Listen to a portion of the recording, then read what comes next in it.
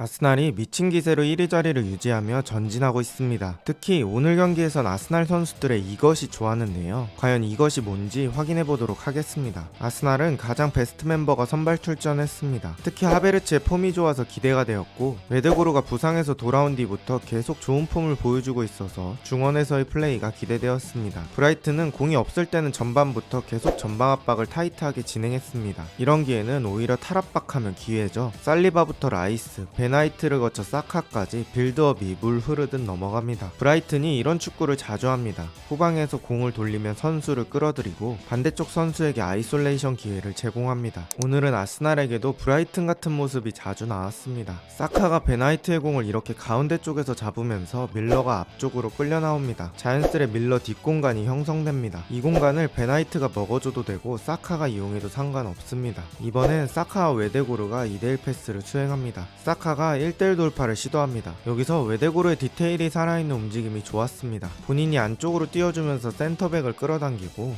가운데 쪽 슈팅 공간을 만들어줍니다. 사카의 슈팅은 정면으로 향하지만 아래부터 슈팅까지 만들어진 장면이 아주 좋았습니다. 그 중심엔 선수들의 유기적인 움직임이 있었습니다. 특히 웨데고르가 이쪽 저쪽에 관여하는 움직임이 아주 좋습니다. 아스날은 진첸코가 인버티드 풀백처럼 안으로 들어올 때도 있지만 클래식하게 사이드에 빠져있을 때도 있습니다. 이때는 웨데고르가 내려와주면서 빌드업에 관여합니다. 반면에 하베르츠는 내려오지 않고 상대 라인 사이의 공간을 공략합니다. 살리바에게 공을 받은 베나이트가 웨데고르에게 바로 공을 주면 막히니 사카가 내려와서 웨데고르에게 돌려줍니다. 이런 유기적인 움직임들이 톱니바퀴처럼 딱딱 맞아 떨어집니다. 실제 장면입니다. 사카에게 공을 받은 웨데고르가 라인 사이에 있는 하베르츠에게 내줍니다. 하베르츠가 공을 잡고 라이스에게 공을 내줍니다. 그럼 자연스럽게 경기장 아래쪽에 많은 선수들이 몰리게 되고 반대쪽 마르티넬리 쪽이 확실하게 비었습니다. 라이스가 반대쪽으로만 줄 수 있다면 아이솔레이션 기회를 만들어줄 수 있습니다. 당연히 라이스는 이걸 해낼 능력이 있습니다. 이 장면은 결국 제주스의 슈팅까지 이어집니다. 선수들이 자신의 동선을 어떻게 잡아야 할지 확실히 아는 느낌입니다. 유기적으로 톱니바퀴처럼 움직이는 아스날 선수들입니다. 오늘 선수 매치업을 자세하게 들여다보면 계속 사카와 밀러가 싸우게 됩니다. 근데 밀러가 사카를 상대하는데 많이 버거워하는 모습을 보여줍니다. 지금도 사카가 살짝 내려왔다가 갑자기 방향 전환하면서 스프링처럼 툭 튕겨나가면서 뒷공간을 공략합니다. 웨데고르가 이에 맞춰 깔끔하게 패스를 넣어줍니다. 여기서 사카가 45도 컷백을 내줍니다. 이때 바네케가 빠르게 접근을 하면서 마르티넬리를 방해합니다. 마르티넬리가 슈팅을 바로 하는데 공이 위로 떠버립니다.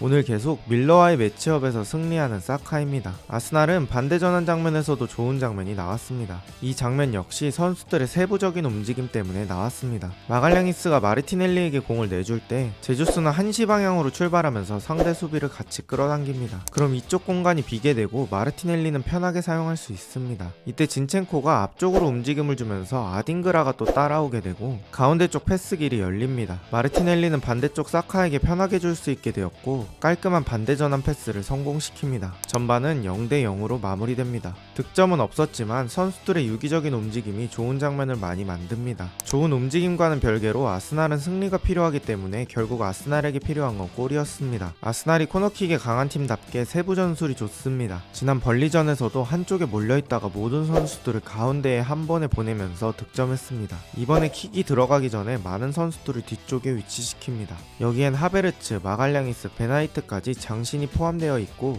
마지막으로 제주스가 있습니다. 3명의 선수들이 제주스를 둘러싸며 막아주는 느낌으로 서 있습니다. 덕분에 제주스에겐 브라이튼 선수가 붙지 않았습니다. 이때 코너킥이 올라오고 키다리 3인방은 앞으로 뛰어갑니다. 키다리 3인방은 가운데서 어그로를 끌어주고 제주스를 완전히 프리한 상태로 만들어줍니다. 사카의 코너킥이 제주스를 타겟팅해서 들어오고 제주스는 깔끔하게 머리로 밀어넣으며 1대 0을 만듭니다. 아스날의 플레이를 보면 종종 이런 장면들이 나옵니다. 측면 쪽에서 공이 이동함과 동시에 선수들이 각자의 움직임을 가져가는 거죠. 여러 상황이 동시다발적으로 일어나니 상대 수비들도 대응하기 꽤 힘듭니다. 지금도 제주스가 뒤로 공을 내줌과 동시에 안쪽으로 들어옵니다. 브라이튼 선수들은 아스날을 빨리 밀어내기 위해 공이 뒤로 가자마자 걸으면서 라인을 올립니다. 이때 진첸코가 순간적으로 안쪽 뒷공간을 파줍니다. 마갈량이스가 공을 적당한 강도로 찍어서 넣어줍니다. 진첸코의 컵백이 수비를 막고 웨데고르에게 흐르고 웨데고르의 슈팅이 또 코너킥으로 이어집니다. 이 코너킥은 또 베나이트에 거의 들어갈 뻔한 헤더로 이어집니다. 코너킥 하나는 정말 기가 막힌 아스날입니다. 아스날은 1대0으로 조금 불안한 리드 속에서 엄청난 위기를 맞습니다. 스로인으로부터 전개된 공이 뒤로 돌아가니까 아스날은 밀어내기 위해 올라오고 수비 밸런스가 잘 잡힌 상황이 아니었습니다. 덩크가 공을 받고 안쪽에 주앙 페드루에게 내줍니다. 페드루가 여기서 안으로 도는 게 아니라 바깥으로 도는 게 좋았습니다. 그때에 맞춰서 미토마가 뛰게 되고 페드루는 발 바깥쪽으로 쓱 밀어줍니다. 그 공을 받은 미토마가 발 바깥쪽으로 빠르게 안으로 넣어줍니다. 여기서 파스칼 그로스가 왼발로 끊으면서 슈팅하는데 골문 옆으로 그냥 나가버립니다. 경기시간 82분이기 때문에 이 공이 들어갔으면 아스날은 승점 3점이 어려울 수도 있는데 그로스가 이 좋은 기회를 날립니다. 그로부터 4분 뒤 아스날에게 절호의 기회가 찾아옵니다. 브라이튼은 한 골을 만회해야 승점을 챙길 수 있기 때문에 늦은 시간이지만 라인을 올려서 플레이합니다. 근데 오히려 그게 독이 되었습니다. 체력적으로 힘든 시간대이기 때문에 숫자는 많지만 압박이 타이트하지 않습니다.